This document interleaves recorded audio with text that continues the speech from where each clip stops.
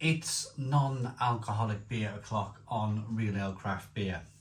I've done a little, let me show you the beer first and foremost, then we'll talk about my journey in January. This is Brewdog's Wingman alcohol-free session IPA, 330ml can, 0.5% ABV. This is the last non-alcoholic beer I will drink or review in 2025. I'm at the end of January 2025 and I will talk about my journey, if you like,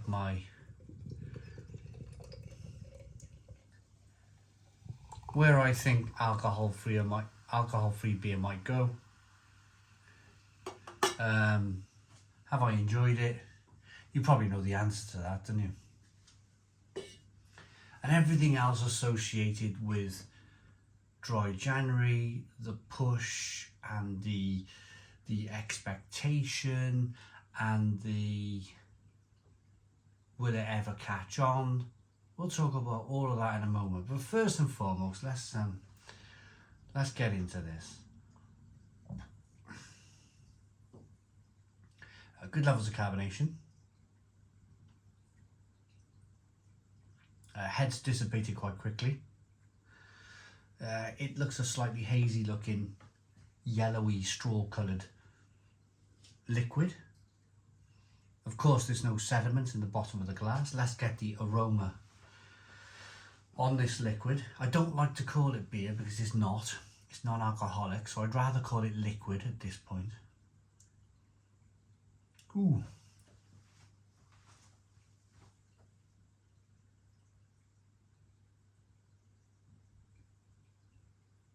This is different. The first three non-alcoholic beers from Brewdog, the Punk, the Lost, the Hazy Jane, they were all exceptional in the aroma, the taste. They were brilliant beers. I bought the little fridge pack.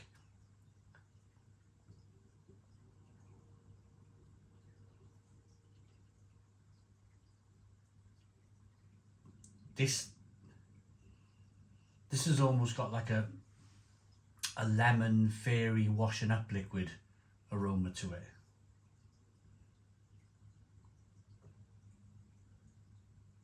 And an overbearing sweetener type aroma to it.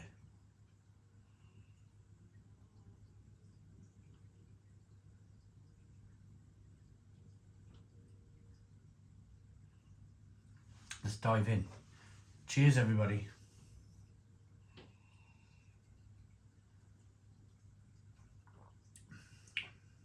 Oh, oh, oh.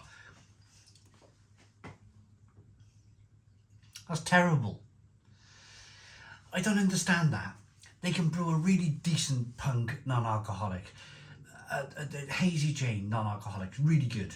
Lost Lager, really good. I was giving them 9s out of 10.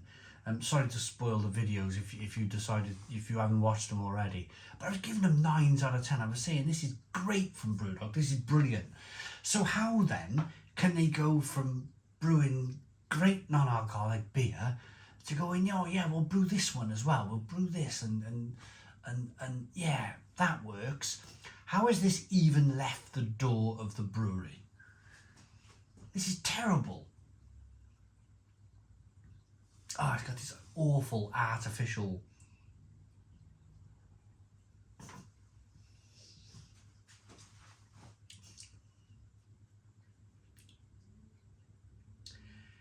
I tell you what it is that artificial passion fruit and mango, horrible artificial flavours they seem to be putting in beers these days. That's what they've done with this. It's that horrible apricot-y, passion fruit, mango, artificial taste. It's like buying a pineapple and mango squash, but it just doesn't work with beer. It's a little bit worty as well. It's a little bit sweet and worty like. Carbonation.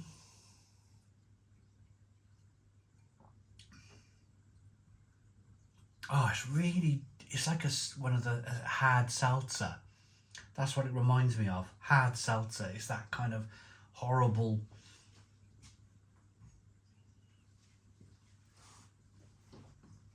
tonic water, carbonated. You know, like if you were to drink raw tonic water with a little bit of flavour in there, a little bit of passion fruit mango flavouring. That's what that tastes like. That is terrible. Absolutely terrible, Brewdog. What are you doing? How can you go from brewing great non-alcoholic beer to brewing that and letting it leave your brewery? Okay, I understand there's got to be a point of difference, and I understand that maybe some people might like this, but for me, it's terrible. So,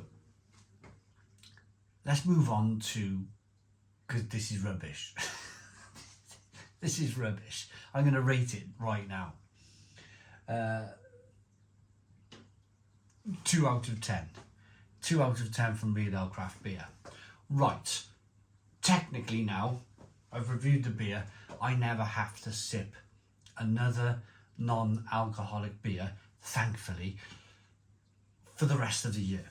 I am not going to touch. I've got enough videos in the bank now to get me through the last few days of January.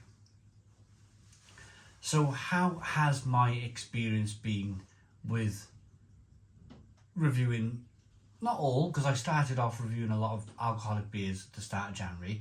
I just chose to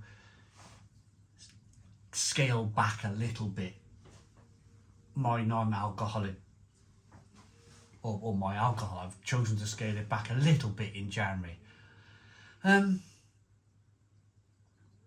First of all, the market.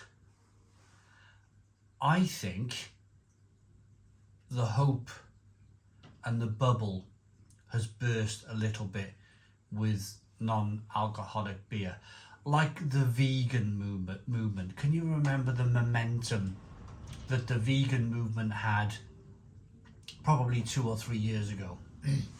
The Greg's vegan sausage roll, the McDonald's vegan burger, the Burger King vegan burger, all that other stuff that come out. KFC's chicken-free burger. There was a big push. There was a big, can we make this happen? And let's be honest, fast forward 2 or 3 years, you don't hear it anymore, do you? KFC don't have the vegan banner on there outside of their KFCs anymore. You don't see anything from McDonald's. You don't see anything really from that Beyond company who were trying to make people eat their sausages and their burgers, which were quite revolting, I thought.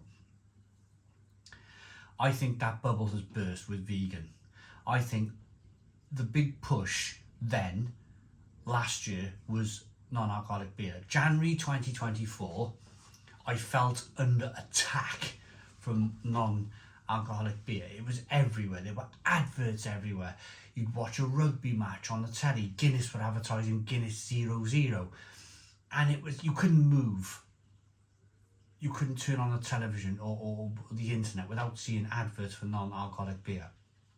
I feel January 2025, the bubble has burst.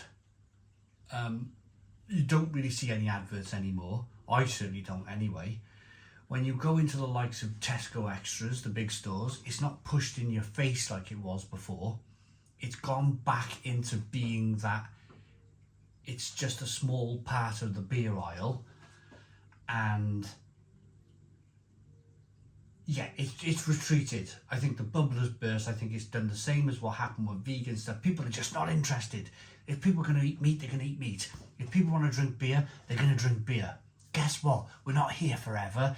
We're here for a good time, not a long time. Some of us live like that anyway. So my feeling for non-alcoholic beer is that it's been put back in its box. It didn't work, same as the vegan thing didn't work, and life is going to go back to normal. I think the only thing that really worked with our overlords pushing was smoking. I think smoking is the only thing that our overlords have kind of like put a stop to us doing. It was no smoking. It's banned from pubs. It's banned from snooker advertising. Remember the Embassy Open, the Regal Welsh Open, the Embassy World Championships, sponsoring Formula One races, all the cigarettes, all of that stuff's gone. All of it's gone. And that was successful. A successful push by our big overlords. But vegan didn't work. Alcohol, I don't think will ever work, because what are we going to do if we're not able to eat meat and chicken and stuff, and drink beer and enjoy beer gardens and enjoy the sunshine and everything else you want to enjoy? What else are we going to do? What else are we going to do? So I think it hasn't worked. And for the rest of this year, I will never drink another non-alcoholic beer. That's the last one. It's going to go down the sink. It's a terrible one. Mark my words, January 2026, you may not even see many non-alcoholic beers in the shops anymore. I think it'll become smaller and smaller and smaller and smaller, and it'll there'll be one or two, like the old Beck's Blue and the Caliber, and that'll be it. That's my view on the whole subject. Please put your comments in the comments box, subscribe to our daily beer and food reviews, give us a big fat thumbs up. Boom, cheers.